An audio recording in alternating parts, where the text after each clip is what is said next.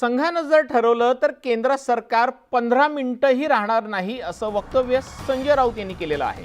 भाजपची मातृसंस्था आरएसएस असून आम्हाला संघाकडनं बऱ्याच अपेक्षा असल्याचं ते म्हणालेत। लोकतंत्र वाचवण्यासाठी संघाचं योगदान खूप मोठं असल्याचं राऊतांनी सांगितलंय। यावेळेला त्यांनी फडणवीसांनी लोकसभेच्या निकालावरनं केलेल्या वक्तव्यावरतीही भाष्य केले।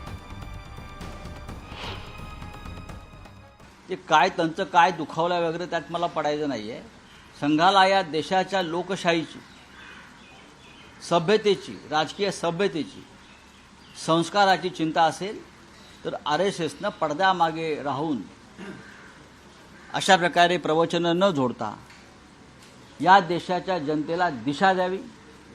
आणि मला पूर्ण खात्री आहे आरएसएसने ठरवलं तर मोदींचं अहंकारी सरकार सत्तेत 15 मिनिटे राहू शकणार नाही। देवेंद्र फडणवीस का ये भी कहना है कि इस लोकसभा चुनाव में यूबीटी को जो है वो मराठी लोगों के वोट नहीं मिले हैं। तो किसके मिले? आपको मिले क्या? आपको मिले? लाखों लाखों वोट मिले हैं, लाखों लाखों। वो किसके वोट है? यहाँ का साउथ अफ्रीका, श्रीलंका, हाँ, ईरान, इराक से लोग आकर यहाँ वोट करते हैं क्या? इस मुंबई में मराठी आप जाकर धारावी में किसके वोट मिले? धारावी की आप देखिए, गिरगांव में देखिए, दादर में देखिए, भांडुप में देखिए, जहां जहां हमारे लोग जीते हैं या कम मार्जिन से हारे हैं वहां तो सब मराठी ही मराठी है। भरातले सगळे भ्रष्टाचारी आपण आपल्या तंबूत घेतलेले आहेत, महाराष्ट्रात घेतलेले आहेत। अजित पवार भ्रष्ट आहेत की नाही? एकनाथ शिंदे बरोबरचे 40 लोक भ्रष्ट आहेत की नाही? हां, अशोक चव्हाण आदर्श भ्रष्ट आहेत की नाही? हे जाहीर करावं ना। तुम्ही फडणवीस हे या राज्यातल्या राजकारणातले खलनायक आहेत, विलन आहेत। मी वारंवार सांगतो, या राज्याच्या संस्कृतीची वाट, सभ्यतेची वाट ही देवेंद्र फडणवीस यांनी लावलेली आहे आणि त्याच्यामुळे आमचं त्यांच्याविषयीचं जे भांडण आहे ते कायम राहील। संजय राऊतांनी केलेल्या टीकेला भाजप आमदार नितेश राणेंनी प्रत्युत्तर दिलेलं आहे। आरएसएसला सल्ले देण्याइतके संजय राऊत मोठे नाहीत असं म्हणत नितेश राणेंनी राऊतांवर निशाणा साधलाय। तसंच फडणवीसांना खलनायक बोलण्यापूर्वी स्वतः महाराष्ट्रात जोकर का झाले ते बघा असाही टोला लगावलाय।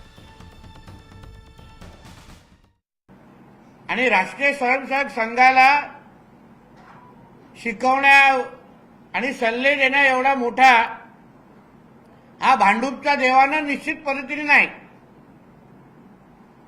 कारण का तुम्हालाही काही सल्ले संघाच्या माध्यमातून दिले गेले होते, हिंदुत्वाबद्दल, दाढी कुरवाळांबद्दल, ते तुम्ही किती ऐकले? आणि अहंकारावर कोणी बोलावं? तर 2.5 वर्ष महाविकास आघाडीच्या कार्यकाळामध्ये उद्धव ठाकरेंनी अहंकार दाखवण्याचा उच्चांक गाठला। अहंकार काय असतो, पदाचा गैरवापर काय असतो, हे अगर खऱ्या अर्थाने बघायचं असेल तर 2.5 वर्षाचा महाविकास आघाडीचा जो कार्यकाळ आहे तो फार जवळून पाहिल्यानंतर दिसेल की अहंकार काय असतो। आमच्या देवेंद्र फडणवीस साहेबांना खलनायक बोलण्या अगोदर तुला महाराष्ट्राच्या राजकारणाचा जो जोकर आम्ही सगळेजण मानतो, मग अगर आमचे देवेंद्र फडणवीस साहेब खरंच खलनायक होते मग तू त्यांना कलिनाच्या हयात हॉटेलमध्ये का भेटायला गेलेला? खलनायक होते ना। कुठल्या मुद्द्यासाठी भेटायला गेलेला आहेस खलनायकांना? तुझ्या मालकाला जेव्हा मातोश्री 2च्या परवानग्या पाहिजे होत्या तेव्हा मग देवेंद्र फडणवीस खलनायक आहेत हे तुला वाटलं नाही का? की तुझ्या मालकाला वाटलं नाही का?